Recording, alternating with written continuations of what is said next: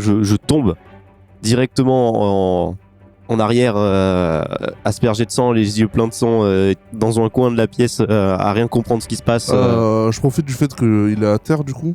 Je me rapproche très vite de lui toujours en joue.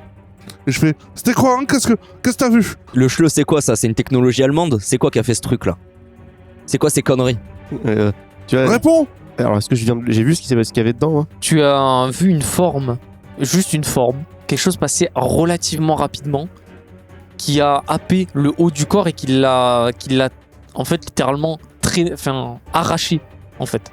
C'est pas coupé net, c'est arraché et qui l'a tiré du côté donc du bunker, donc derrière la porte. Donc tu n'as vu que ce qui a pu l'attraper et tu as distingué une assez grosse patte, on va dire, de longs doigts fins blancs, ornés de griffes, mais tu n'y crois pas toi-même. Tu penses que c'est autre chose, mais en tout cas tu penses avoir vu ça. Qu'est-ce que vous avez c'est quoi ce nouveau truc que vous avez là? Mais que dalle, c'est vous là avec vos expériences dans les laboratoires, sur les gens là, sur les prisonniers. Vous êtes tellement tarés, vous vous mettez à attaquer les vôtres en plus, vous êtes des malades. Et j'ai mon flingue, je suis toujours en train de vous viser. M'approchez pas. Kruger, tu es complètement en panique, même si tu ne connaissais pas forcément Reinhardt. Tu as vu cette chose littéralement couper en deux un de tes amis, enfin un de tes collègues, sans aucun effort, comme si c'était une vulgaire brindille que tu brisais en deux en marchant dessus. Et vous avez un silence que vous n'aviez pas depuis le début. Vous entendiez au loin des tirs, des explosions, sauf à ce moment précis évidemment. Sauf que là, il n'y a plus rien. Il n'y a pas de vent, il n'y a pas de bruit de gens qui courent, qui crient, pas de tirs, pas d'explosion, pas de véhicule, rien. Vous n'avez littéralement plus aucun bruit autour du bunker, si ce n'est un bruit d'origine inconnue à l'extérieur du bunker, qui ressemble à un gargouillis d'estomac, très aigu, mais parcimonieux, de temps en temps. Vous en entendez un. Et plusieurs, parfois à la fois, mais vous ne savez pas d'où ça vient. Bowman. Qu'est-ce qu'il y a? Là-bas Je le maintiens en joue, va jeter un coup d'œil à l'ouverture pour voir ce qui se passe dehors. Il n'y a plus aucun bruit là, c'est pas normal. Non mais moi je rouvre pas cette porte hein. Mais pas la porte, espèce d'abruti, c'est un bunker, il y a forcément une petite ouverture pour voir dehors. Ouais, j'espère que ce truc passe pas à travers l'ouverture. Bon, je vais aller voir de toute façon. Lorsque tu t'approches de la petite ouverture, la petite rainure de visuel, tu te rends compte que le bunker est entièrement fermé, si ce n'est ces deux petites rainures dans le côté plage, pour regarder justement. Et tu remarques qu'il y a du brouillard et que dans le brouillard, tu as des fluctuations. Comme s'il y avait du vent, mais tu n'entends pas de bruit de vent. Quelque chose bouge à l'intérieur de ce brouillard. Et tu ne sais pas quoi, tu penses peut-être que ce sont des soldats qui sont en train de courir, c'est possible, et qui sont potentiellement en train de se déplacer discrètement pour éviter de se faire repérer. Parce que ce sont des mouvements qui sont relativement larges, assez larges pour faire bouger en tout cas du brouillard qui est très opaque, et que tu puisses le voir, et assez rapide pour penser que ce sont des soldats qui sont en train de courir. Bon, je crois qu'il reste des gars dans la brume qui essaient d'en sortir ou de partir, je sais pas trop ce qu'ils font. Ce qui est sûr, c'est que là on ressort pas pour l'instant tant qu'on sait pas c'est quoi. Hein. Ah non mais je comptais pas ressortir tant qu'on n'a pas identifié si c'est des alliés ou non dehors. Et on n'ouvre à personne de toute façon aussi. Hein. À l'extérieur, vous entendez maintenant un nouveau bruit. Comme quelqu'un qui marche sur le toit du bunker, vous entendez les bruits de quelque chose qui marche dessus. Mais ce ne sont pas des bruits de bottes ou de pas humains, vous entendez tout simplement comme si le béton était gratté à chaque pas. Comme si quelque chose frottait, quelque chose de métallique potentiellement, ou d'assez dur pour effriter le béton. Et quand vous discutez de ce qui peut aller, vous ne faites pas attention au ton que vous employez, vous parlez normalement, mais vu que c'est un bunker, ça résonne. Et vous entendez les bruits de pas qui s'arrêtent. Et tout d'un coup, vous en avez 1, 2, 3 bruits de gargouilles qui se rapprochent de plus en plus de la porte où vous êtes rentré du bunker. Et vous entendez du grincement, quelque chose qui frotte contre la porte et qui raye le métal. Faut barricader la porte. Il y a des trucs là dans le bunker, trouver des tables, tout ce qui traîne. Faut consolider cette porte là. J'hésite un peu, toujours en maintenant l'allemand en joue. Et je mets quand même une bonne minute à me décider j'arrête de le mettre en joue et je vais chercher des trucs pour barricader la porte. Je range mon flingue et je prends un truc et je barricade la porte aussi. Vous remarquez que Kruger se lève, enfin l'allemand pour l'instant vous ne connaissez pas son nom, se lève, range son arme. Tu as arrêté de le maintenir en joue et n'a aucune agressivité réelle envers vous, en tout cas pour l'instant. Et il vous aide à récupérer une table où il y avait la radio qui est cassée. Vous récupérez cette table et vous la mettez contre la porte en métal. Cette porte en métal, vous voyez qu'elle est très épaisse. Elle est faite pour arrêter parfois juste des munitions, littéralement, et pouvoir couper le souffle d'une explosion. Vous mettez cette table qui, somme toute, est une table normale, et vous la calez contre cette porte en métal, jusqu'au moment où vous tapez. Vous mettez le bois contre la porte en métal, et ça fait le bruit de quand on tape sur quelque chose de métallique. À ce moment-là, vous avez la porte de métal qui s'éventre. Une énorme patte passe à travers le métal, comme si c'était du papier. Vous avez un bras long, fin, blanc, orné de plusieurs doigts avec des griffes acérées qui viennent de littéralement déchirer le métal. Et vous voyez qu'au moment où vous faites plus de bruit, l'assaut sur la porte s'arrête. Mais il y a toujours des bruits à l'extérieur. Ce bras, il fait à peu près la taille de votre jambe. Alors, le chleu, est-ce qu'il y a moyen de sortir du bunker en étant un minimum en sécurité? Je sais pas, est-ce qu'il n'y a pas des tunnels qui communiquent avec d'autres endroits?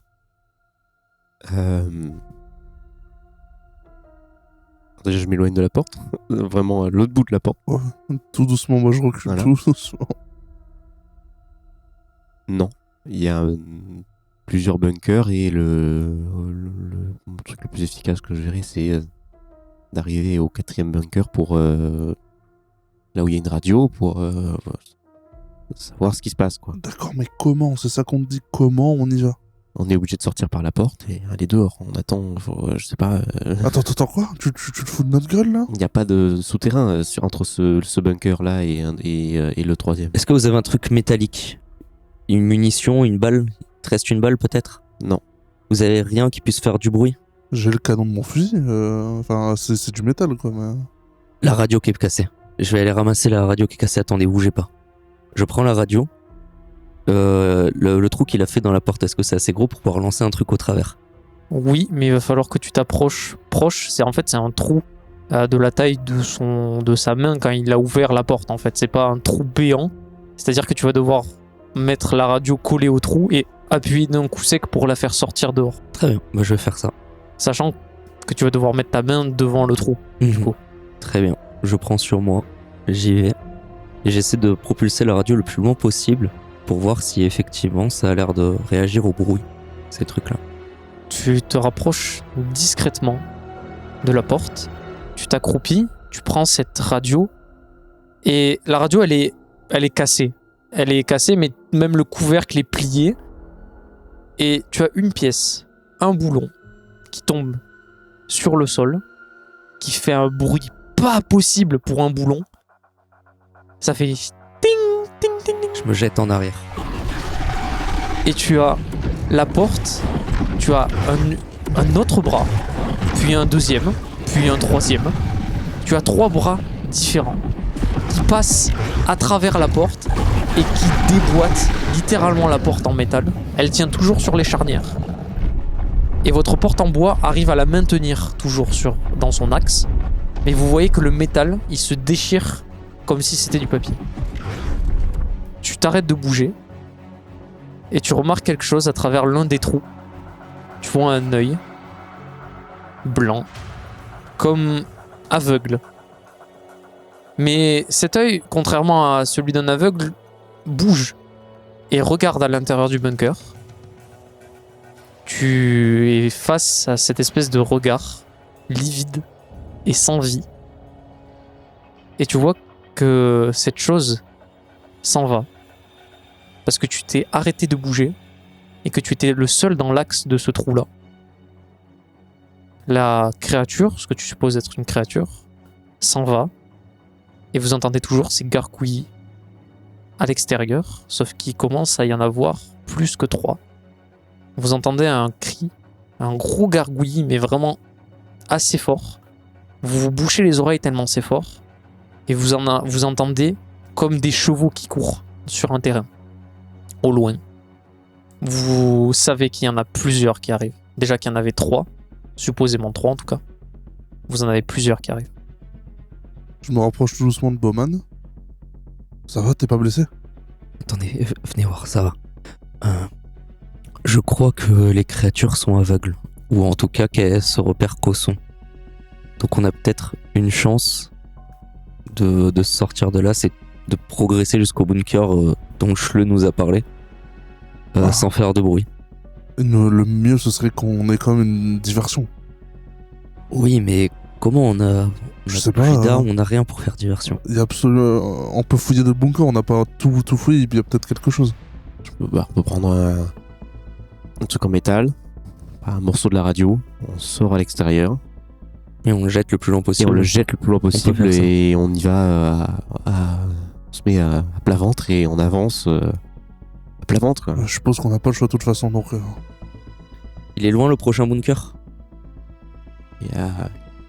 Il est à 200-300 mètres. Ouais, Putain. Ok. Bon, on n'a pas le choix de toute façon, faut qu'on bouge. Ok. Vous envisagez ce plan-là et vous vous dites que c'est la seule solution pour l'instant pour sortir. Vous vous rendez compte que ça fait déjà plus d'une demi-heure qu'il n'y a quasiment aucun bruit à l'extérieur et qu'il n'y a plus de tir ou quoi que ce soit. Vous n'avez même pas vu un seul humain depuis une demi-heure sur un champ de bataille, ce qui n'est pas normal. Vous vous dirigez vers la porte, vous l'entr'ouvrez très doucement. Qui sort en premier? J'y vais. Quoique le Schle passe devant. Vous entendez des cliquetis. Les mêmes bruits que tout à l'heure sur le haut du bunker. Le bunker est assez large. Donc, même si les créatures sont sur le toit du bunker, vous pouvez sortir sans que vous soyez dans leur champ de vision. Le but est de pouvoir traverser sans faire de bruit, ou en tout cas de gros bruit. Car vous avez deviné, ou en tout cas c'est ce que vous en avez déduit, c'est qu'elles sont assez sensibles à ça. Vous sortez, l'Allemand en premier, les Alliés après, et vous avancez dans un chemin de boue, une tranchée jonchée de cadavres. Vous remarquez quelque chose d'assez étrange, c'est que certains de ces cadavres ne sont pas forcément mutilés par des munitions, ou en tout cas par des débris de guerre, et certains sont déchiquetés et d'autres sont empalés sur des espèces de pieux en os, espèce de la taille d'à peu près d'une baïonnette. Kruger, tu t'avances et tu remarques que 10 mètres devant toi, il y a un soldat américain au sol, éventré, mais pas mort, qui agonise. J'avance petit à petit, en étant évidemment à plat ventre, en essayant de faire le moins de bruit possible. Et quand j'arrive à son niveau, j'essaie d'éviter de regarder quand même les viscères, quoi. J'essaie en langage militaire, langage des signes, de l'inviter à contourner, parce qu'il va faire du bruit, l'homme qui agonise.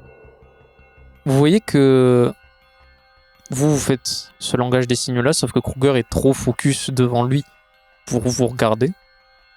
Et vous avez le soldat au sol, vous le voyez assez bien, qui agrippe l'uniforme de Kruger et qui lui chuchote quelque chose. Ce soldat, il te tire vers lui et il te dit « Si tu m'aides pas, je hurle !» Et tu vois qu'il essaie de maintenir ses viscères dans son corps et qu'il a quand même une assez grosse poigne pour quelqu'un qui est sur potentiellement le point de mourir. Ouais. Et il te menace plusieurs fois. Je le regarde, je fais d'accord, tais-toi. Calme-toi. Je vais t'aider, Du coup, je passe juste derrière à côté de lui. Et du coup, vous me voyez juste choper mon couteau et je l'égorge. Vous voyez que sans sommation, vous avez pas entendu ce qu'il a dit ou quoi, vous voyez juste Kruger prendre son couteau, égorger l'Américain, mettre sa main sur sa bouche, et l'Américain n'a plus forcément beaucoup de force, il meurt au bout de quelques secondes d'hémorragie. Et Kruger continue son chemin en rampant au prochain bunker. Vous êtes à peu près à mi-chemin, vous êtes une dizaine, voire une quinzaine de mètres derrière lui, et vous entendez de nouveau ces petits cliquetis, ces petits gargouillements qui sont au-dessus de votre tranchée. À votre droite, vous êtes allongé au fond de la tranchée, et à votre droite, donc sur le terre-plein, vous avez ces cliquetis de plus en plus proches. Je regarde, je sais pas si Bowman me voit. Oui. Je fais signe en mode plus bouger. Genre on les laisse passer et on fait le mort. Je m'arrête. Vous vous arrêtez, vous ne faites plus aucun bruit. Vous entendez une grosse respiration, mais d'animal, pas d'humain. Essoufflé, une très grosse respiration. Moi j'essaie d'arrêter de respirer. Jusqu'au moment où vous voyez une espèce de tentacule, mais pas forcément. C'est pas un bout pointu, c'est un bout plat avec une pointe au bout, d'os, qui serpente comme une queue de chat, qui ferait sa vie de son côté. Et vous voyez une créature au-dessus de vous, horrible. Elle est grande. Elle fait à peu près 2 mètres de haut sur 3 mètres de long. Avec plusieurs membres, des petites pattes de menthe religieuse au niveau du torse, plus 4 pattes, celles qui ont déchiré donc la porte, les pattes avant et les pattes arrière donc pour courir. 2 tentacules dans le dos, et elles n'ont pas de... Elles ont un exosquelette tout simplement autour d'elles. Ce sont des plaques de chitine qui sont autour. Avec des dents, même un berger allemand à côté, c'est rien du tout. Avec énormément de dents. Et vous voyez qu'elle renifle l'endroit où il y avait l'Américain qui vient de mourir. Elle l'attrape dans sa gueule. Vous entendez le bruit comme quand on écrase un fruit dans la main. Un espèce de...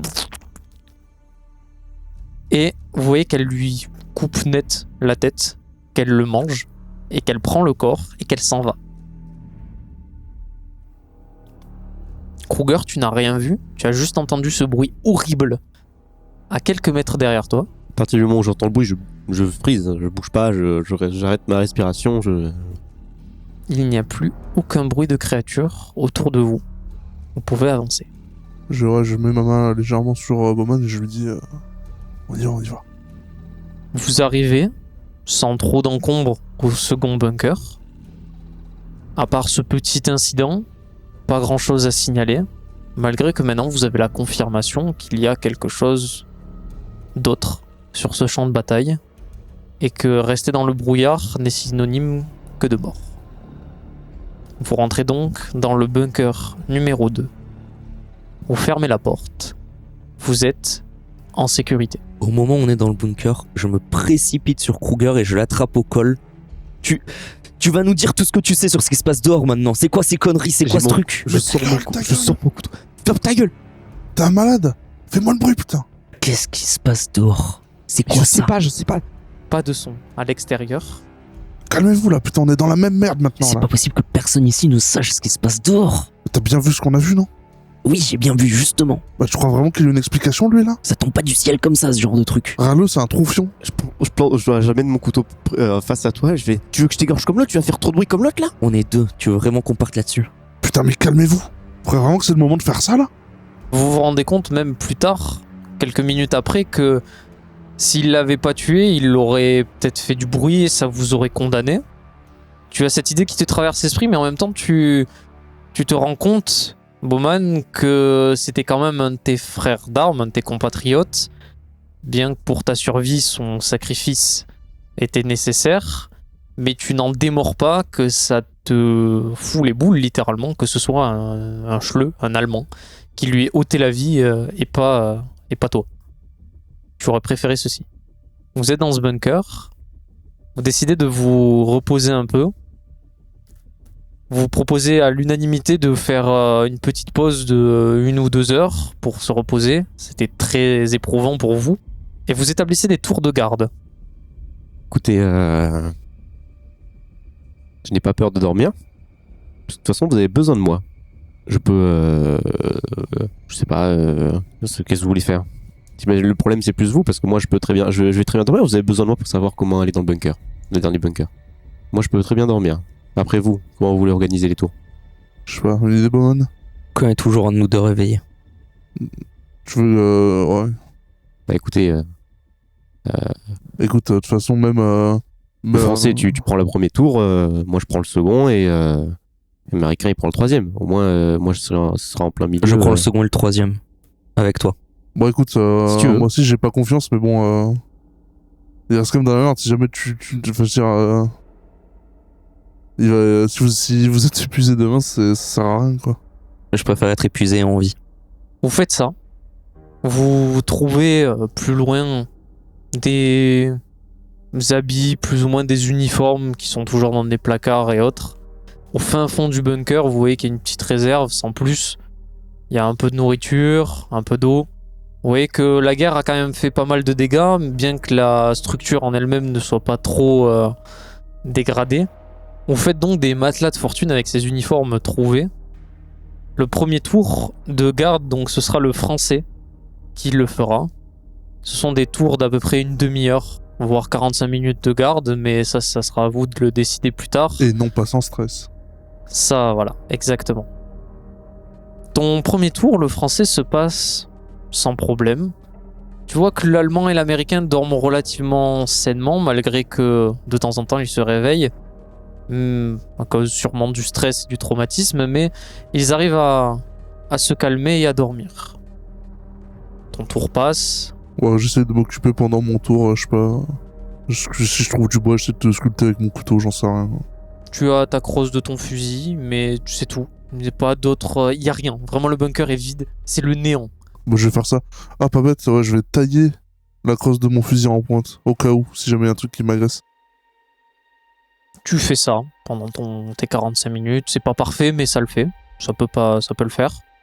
Bon, ça C'est peut du bois, servir. c'est du bois, c'est solide, donc oui. Avant juste de repartir de ton tour de garde et d'aller dormir, tu entends un tout petit bruit dans le bunker.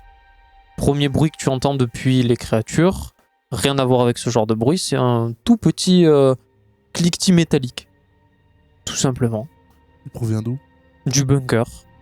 Tu te dis sûrement que c'est quelque chose qui est tombé, vous avez fouillé dans la réserve, c'est possible. Ou quelque chose qui a fait juste du bruit à l'extérieur. Ça aussi, mais vu que le bunker résonne beaucoup, tu ne saurais dire la provenance de ce bruit-là. Mais tu t'inquiètes pas plus que ça. Ouais, rien de voilà. Suspect plus que ça, quoi. C'est ça. Le second tour va être pris par Kruger. Mais comme l'a dit l'américain plus tôt, tu refuses de dormir si l'allemand est de garde, si j'ai bien compris. C'est exact. Vous passez votre tour de garde. Le français dort à point fermé. Pareil, il se réveille de temps en temps. Vous êtes tous les deux très froids, très stressés entre vous deux. J'ai mon flingue dans ma main et je nettoie mon couteau encore un petit peu saignant. Moi je garde le couteau rangé, j'ai confiance en mes mains. Alors, c'est quoi votre petit nom? Bowman. Et toi le chelou? Kruger. Kruger. Ok le chelou. Vous finissez votre tour de garde. En tout cas, toi l'allemand, Kruger, tu finis ton tour de garde. Tu vas dormir. Et tu te préoccupes pas forcément de ce qu'il y a autour de toi. Ouais, je dis bon bonne nuit.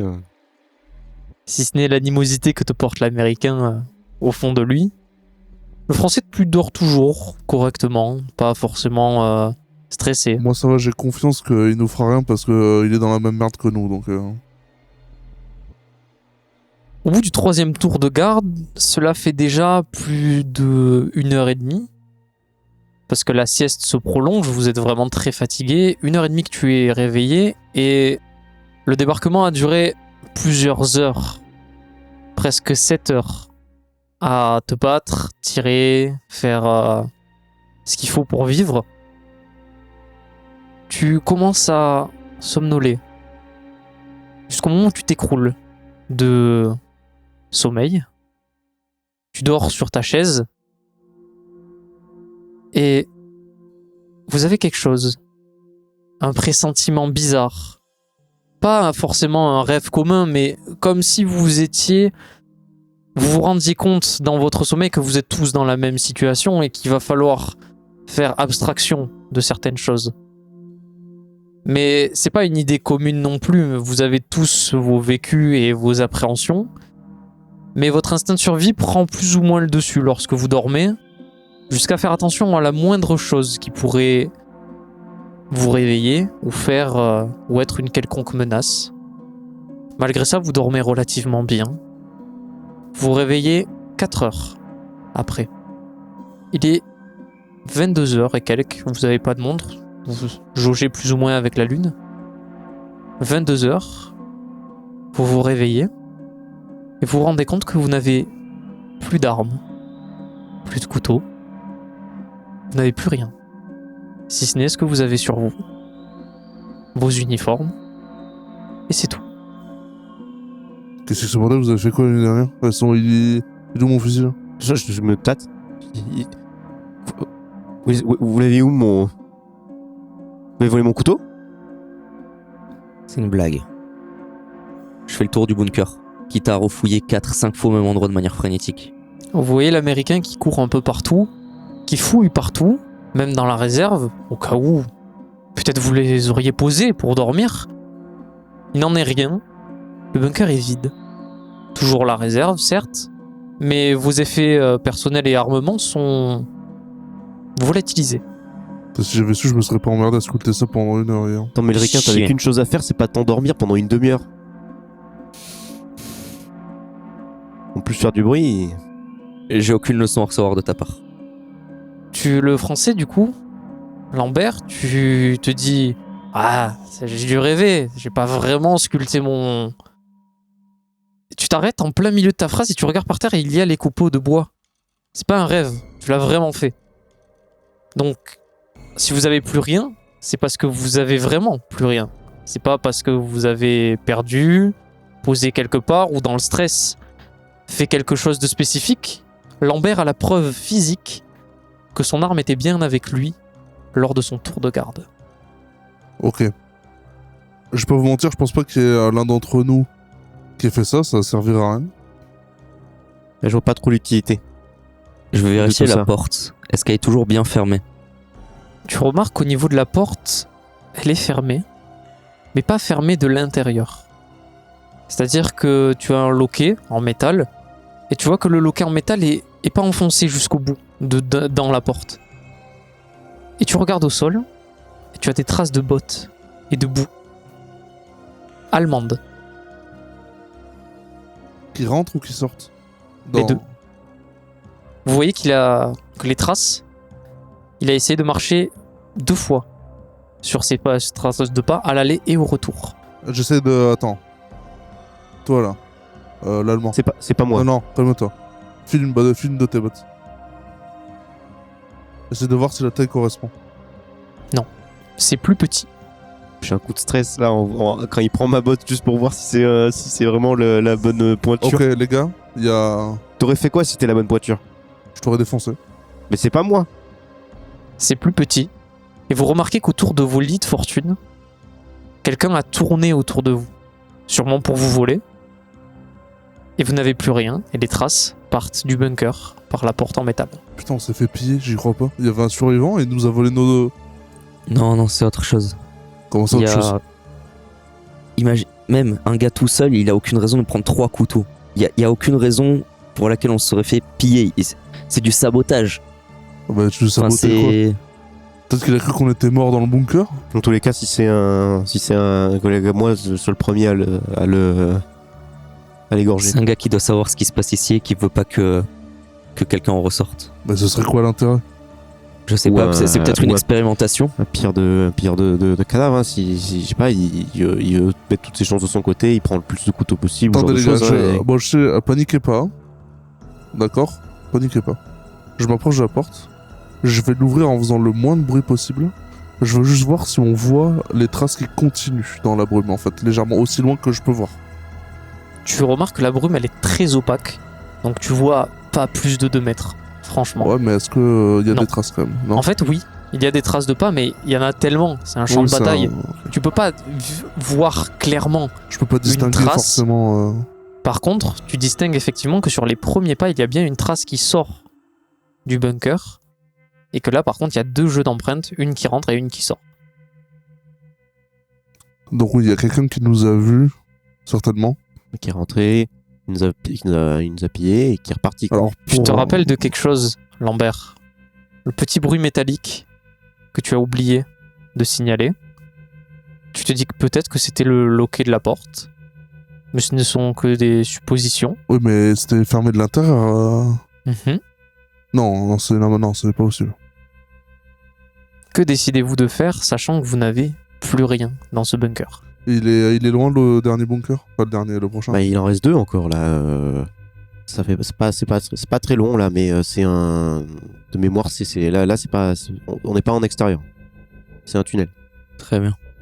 Bon, enfin, On on n'a n'a pas le choix. Non, clairement Alors. pas.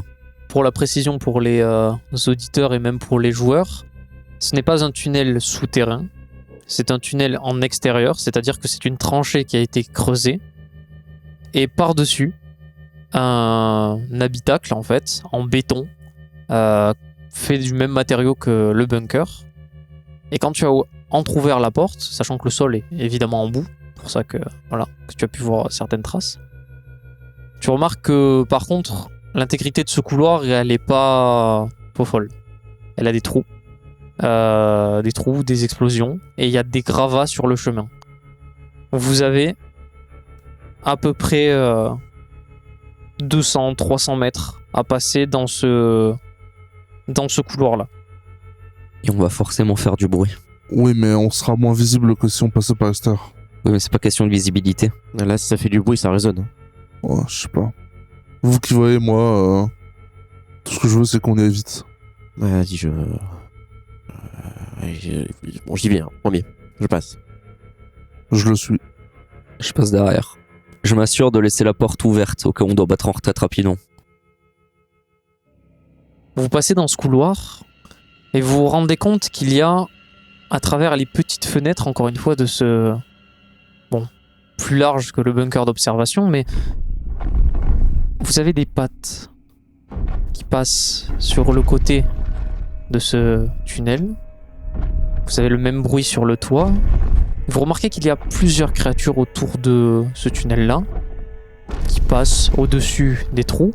Ils ne sont pas assez larges pour qu'elles puissent passer, mais vu la facilité qu'elles ont eu à découper la porte, vous vous étonnez peut-être pas que ça soit possible qu'elles puissent briser du béton. En tout cas, le briser parce qu'il est fragilisé. Cette idée vous traverse l'esprit et vous commencez à ramper jusqu'au premier débris qui sont en face de vous. Vous devez faire le moins de bruit possible. L'ordre vient de changer, l'ordre de passage. L'allemande, tu as essayé de passer en déblayant le plus possible sans faire de bruit.